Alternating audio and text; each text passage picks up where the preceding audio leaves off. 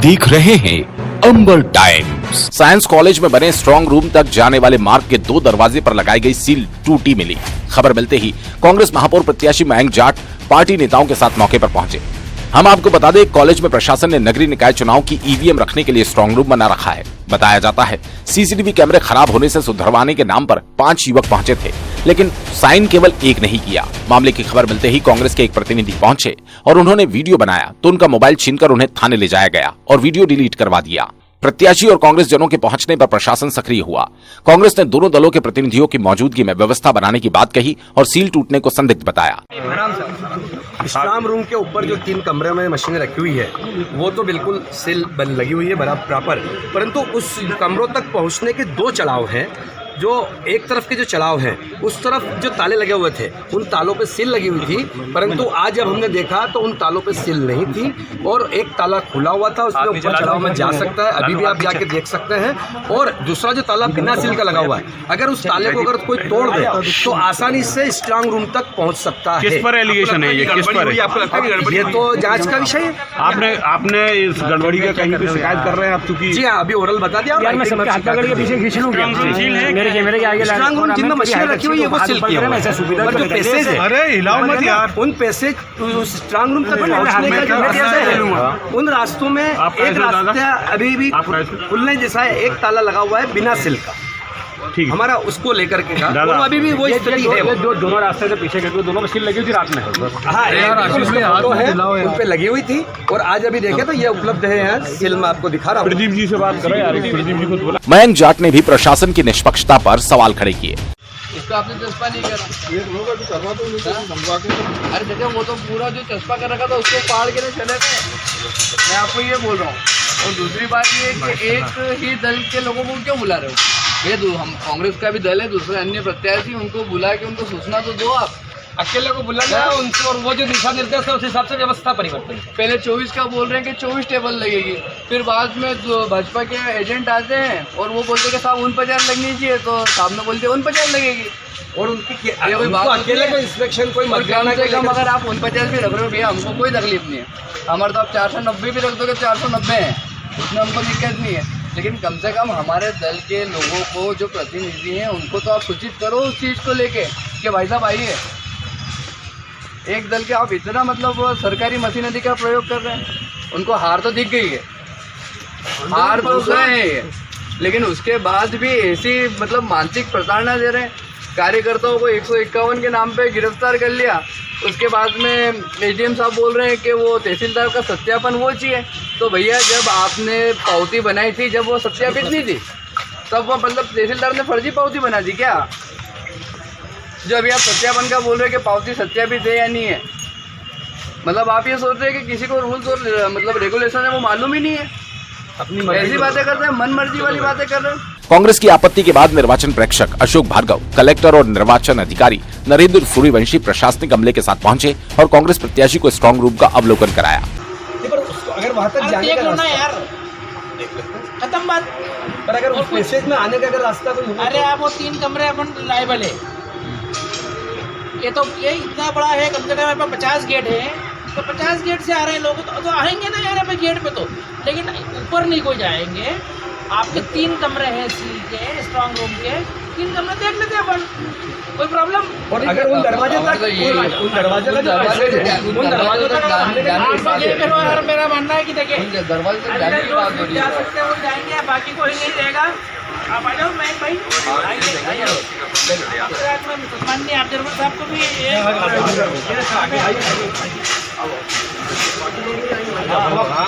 Collector ने कांग्रेस को सब कुछ सुरक्षित होने का भरोसा दिलवाते हुए मीडिया को बताया। हमारे कांग्रेस के प्रत्याशी श्री मयंक जाट जी के प्रतिनिधि पीयूष बाबना जी ने कहीं इनको ऐसा लगा होगा कि सील भी टूट गई है, तो ये स्थिति उत्पन्न हुई। अभी खुद पीयूष बाबना जी, मयंक जाट जी और उसके बाद में कांग्रेस के भी बीजेपी के भी प्रतिनिधि हमारे ऑब्जर्वर साहब भी उनके साथ में हमने देखा एज इट इज़ सील लगी हुई है, लेश मात्र भी किसी ने टच भी उसको नहीं किया है। और मौके पे उन्होंने इस बात को स्वीकार किया है कि हाँ बिल्कुल सीलें सही हैं और सभी चीज़ सुरक्षित है। तो क्या है, मन में कोई भाव आए होंगे भावनात्मक रूप से, तो वो एकदम ताले टूटने के आरोप लगाए हैं कांग्रेस ने। वो कौन से ताले टूटे हैं? कोई से ताले नहीं टूटे, इन्होंने देख लिए हैं। तो कोई सिर्फ एक गॉसिपिंग थी, एक झूठी टाइप की, जो उसका परिमार्जन हो गया है। और खुद जिन्होंने आरोप लगाए थे उन्होंने खुद देखा है, और उनके साथ में उनके अभ्यर्थी भी थे, उन्होंने भी इस बात को संतुष्टि की है। पार्टी के भी उनके वरिष्ठ पदाधिकारी सकलेचा जी थे, उन्होंने भी इस बात को कैमरे बंद होने की बात आई है सामने के, सीसीटीवी बंद हो गए। देखिए कैमरे मेरे ख्याल से तो बंद नहीं हुए हैं, लेकिन फिर भी ये तो क्या प्रोसेस है, कैमरे डिस्प्ले बंद हुआ था, लेकिन उसका जो रिकॉर्डिंग होती है वो तो डीवीआर वगैरह में वो तो रहती है। और चूंकि जब सील ही सुरक्षित है, कोई अंदर यहाँ पे परिंदा भी यहाँ पर नहीं मार सकता है, तो फिर दूसरी बातें सब अपने आप में झूठी साबित होती है। धन्यवाद। कितने लेयर की सिक्योरिटी यहाँ कर रखी है? यहाँ पे कितने लेयर की सिक्योरिटी? देखिए यहाँ पे मेरे ख्याल से एक 4 का गार्ड और दूसरी भी यहाँ पे पूरी की पूरी में जो है बटालियन यहाँ पे लगी है, और उसको हम जो है सुरक्षा सुनिश्चित कर रहे हैं। भाजपा महामंत्री प्रदीप उपाध्याय ने बताया, कलेक्टर साहब और पारस जी सकलेचा खुद और मयंक जाट उम्मीदवार और पीयूष और मैं भारतीय जनता पार्टी की ओर से हम सब ने, कलेक्टर साहब ने और निर्वाचक जो अपने प्रभारी है उन सब ने उनको सबको सील दिखाई है, और वहाँ पे इन्होंने बोला है कि ये सब सुरक्षित है, किसी प्रकार की कोई नहीं है। वो रास्ता आने जाने का है तो अभी उसको ही पैक कराने का बोल दिया कि उस पर ही प्लाई लग जाएगी। उस रास्ते से कुछ नहीं होता, रास्ता आने जाने जहाँ स्ट्रांग रूम में जहाँ मशीनें रखी है वहाँ बिल्कुल सील है, जिसके साइन थे वो सब साइन है, ना एक के भी आगे पीछे कुछ भी नहीं। कल एक आरोप लगा है कि आपके पार्टी के मनोहर पुरवाल को लेकर एसडीएम यहाँ पे गए थे पूरे रूम दिखाने के लिए, और प्रशासन जो है पूरी तरह से भाजपा का एजेंट बन के काम कर रहा है। सच्चाई है इन सब आरोपों में? उसमें क्या हुआ था कि 24 टेबल लगा रहे थे, जो गणना के लिए 24 लगा रहे थे, लेकिन हमने कलेक्टर साहब को निवेदन किया कि 24 की जगह आप पूरे 49 लगाएं, ताकि एक ही साथ में सबकी गिनती हो। नहीं तो क्या हो रहा था, पहले 24 वार्डों की गिनती होती, 25 उम्मीदवार जो इंतजार करते, उसके बाद उन 25 को हमने कहा कि जब यहाँ 5 विधानसभा की गणना हो सकती है तो फिर अपना 49 वार्डों की भी, तो उन्होंने उसके लिए 2 रूम की और व्यवस्था की। 24 तो विवेकानंद हॉल में होंगे और ऊपर 2 रूम, तो संभव तो कभी हो सकता है कि वो 2 रूम देखने गए, लेकिन वहाँ कांग्रेस के प्रतिनिधि को बुलाना, कांग्रेस प्रत्याशी को बुलाना था, नहीं बुलाया। ये मेरे को आइडिया नहीं कौन आया था, क्योंकि मैंने ये निवेदन कलेक्टर साहब से कहा था और उन्होंने मान लिया, और अब 49 वार्डों की एक साथ गिनती हो। ठीक।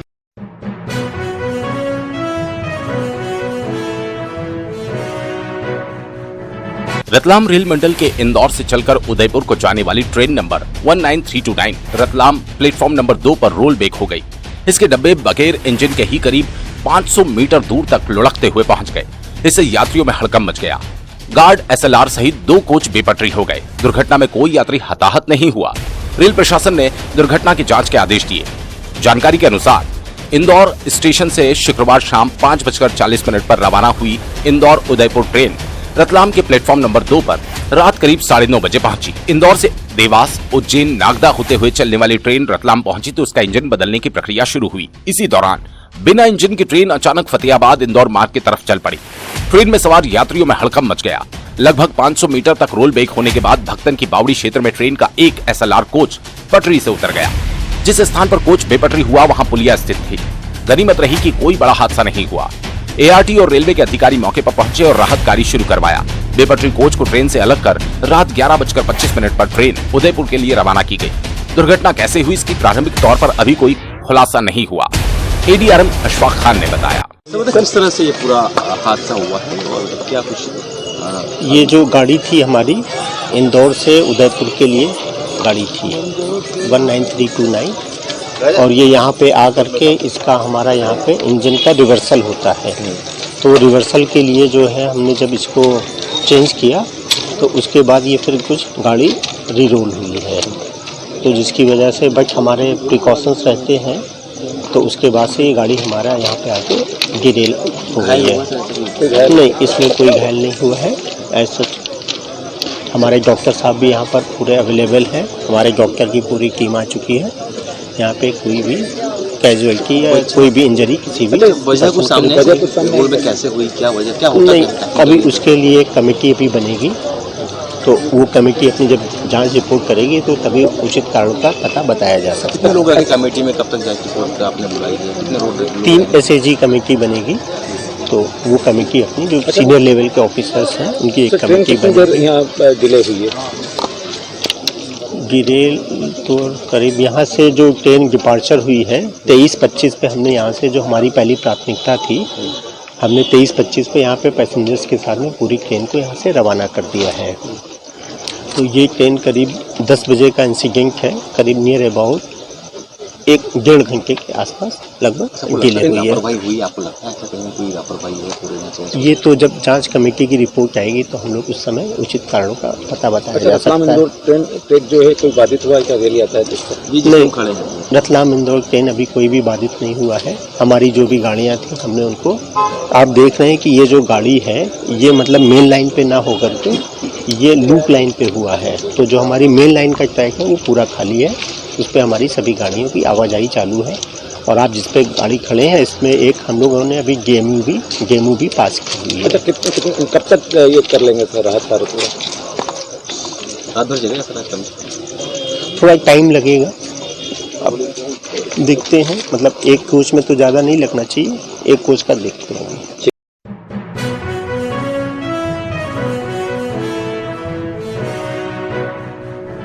नगरीय निकाय चुनाव के अभी परिणाम नहीं आए, लेकिन चुनावी रंजिश के मामले सामने आने लगे। हाल ही में माणक चौक थाना क्षेत्र में एक युवक पर चुनावी रंजिश में हमला करने का मामला सामने आया, जिसका सीसीटीवी फुटेज वायरल हुआ। घटना गुरुवार रात की है, जहां संदीप पोरवाल नाम के युवक पर चुनावी रंजिश में कुछ युवकों ने हमला कर दिया। संदीप के साथ राजेश बैरागी, विराज सोनी, धीरज शर्मा और अन्य लोगों ने कसेरा बाजार मेन रोड पर मारपीट की। संदीप बचने के लिए जब घर में घुस गया तो चारों ने घर में घुसकर संदीप और उसके माता पिता के साथ भी मारपीट की। इस विवाद में संदीप को जबड़े में गंभीर चोटें आई, जिसके बाद उपचार के लिए उसे इंदौर ले जाया गया। परिजनों के अनुसार हमला करने वाले चारों युवक वार्ड क्रमांक 22 के भाजपा पार्षद प्रत्याशी के समर्थक बताए जाते हैं। पीड़ित संदीप पोरवाल वार्ड नंबर 22 से चुनाव लड़ रहे हैं। कांग्रेस पार्षद प्रत्याशी संजय दवे से जुड़ा हुआ है। गुरुवार रात करीब 11 बजे संदीप को विराज सोनी ने फोन कर चौराहे पर बुलाया और उसके साथ वहां मौजूद युवकों ने मारपीट शुरू कर दी। मारपीट के इस प्रकरण में माणक चौक थाना पुलिस ने प्रकरण दर्ज कर आरोपियों की तलाश शुरू कर दी। मारपीट की सूचना थी हमारे पास 15 तारीख को। कि 14 तारीख की रात की 10:30-11 बजे की घटना थी कि संदीप पोरवाल नाम के व्यक्ति ने जिसे किसी अन्य व्यक्ति का झगड़ा हुआ सुनिए उसके बाद तक मारपीट हुई थी। मारपीट बंद को चोट आई थी। इसके बाद ये अस्पताल भर्ती होती रिपोर्ट पर से समुचित दिखा में प्रकरण बंद किया गया। प्रकरण सूचना दी है।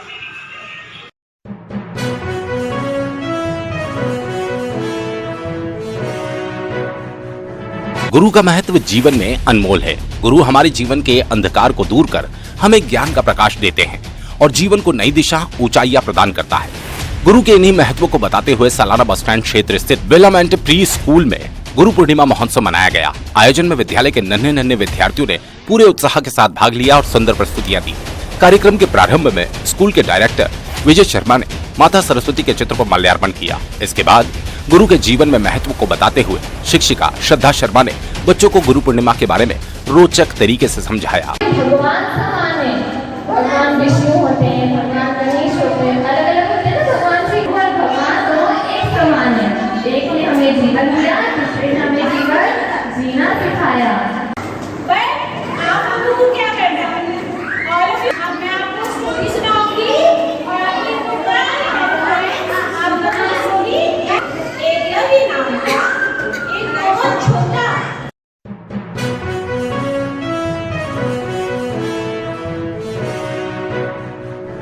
वैसे तो हरे भरे वृक्ष काटने के लिए ढेरों कायदे कानून हैं। यदि कोई पेड़ काटना हो तो अनुमति लेना भी टेढ़ी खीर होती है। बावजूद इसके यदि सरकारी अमला ही इन वृक्षों की कटाई करे तो सारे नियम किसी फाइल में दफन हो जाते हैं। नगर निगम के पीछे हरे भरे वृक्षों की पिछले कई दिनों से अंधाधुंध कटाई चल रही है। नष्ट होते इस पर्यावरण को लेकर जिम्मेदार भी मौन है। पेड़ों की कटाई पर रहवासी बताते हैं। क्या नाम है आपका? ललित नाम। हाँ, मेरा नाम ललित जामनानी है, मैं ही पास में रहता हूँ। आज सुबह से कुछ 2 दिन से यहाँ पे नगर निगम वृक्षारोपण के नाम पर बहुत खर्चा करते हैं, लेकिन खुद के परिसर में इतने पेड़ काटे जा रहे हैं जिसका कोई मतलब ही नहीं। और आज भी पेड़ काट रहे हैं लेकिन उसका कोई इतना सही तरीके से नहीं काट रही, सुरक्षित तरीके से नहीं काट रही है। और पीछे नाला है, नाले को हमने रहवासियों ने, आसपास के लोगों ने मिलकर साफ़ कराया, लेकिन उसके बावजूद भी कोई फ़ायदा नहीं हुआ उसका, क्योंकि आगे से ही सफाई नहीं हो रही। और नाले का गंदा पानी हम लोगों के घर में आता है और इतनी गंदगी होती है कि हमको बहुत परेशानी हो रही है फिलहाल अभी। तो पूरी पेड़ देख लो आप, पीछे से हालत है कि पूरे पेड़ काटे जा रहे हैं। पक्षी जो यहाँ डेरा डालते थे वो अब बेघर हो गए हैं, उनको जगह ही नहीं बची कहीं जाने। आपने कभी शिकायत वगैरह की थी? शिकायत तो बहुत बार हुई है, लेकिन कोई सुनवाई नहीं होती है। कोई जिम्मेदार पर्सन कोई है ही नहीं जो सुनवाई सुन सके हमारी बात को। और बहुत तकलीफ है, मतलब बरसात में ज़्यादा तकलीफ पड़ती है, क्योंकि नाला एक तो ये नाला बन रहा है, इसकी वजह से पहले जाम है और हमारे घरों में बहुत गंदा पानी आ रहा है।